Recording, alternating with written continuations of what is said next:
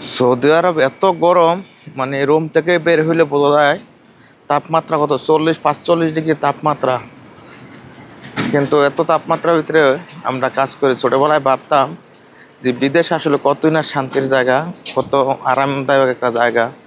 যখন মানুষ বিদেশ কইরা মানে দেশে যাইতো তখন দূর ফিরে যাইতাম তাদেরকে দেখার জন্য। আর এখন ওই বিদেশের সম্মুখে আমি নিজেই বুঝতে পারি আসলে বিদেশটা কত মজার। মানে তবে নবীর দেশ, আল্লাহর পবিত্র জায়গা। এখানে এখানে যত কষ্ট বা এত আল্লাহ সুখে রাখছে। এখানে বের হয় তখন তাদের প্রত্যেকেরই একটা করে গাড়ি আছে, গাড়ি দিয়ে যে কোনো জায়গায় যায়।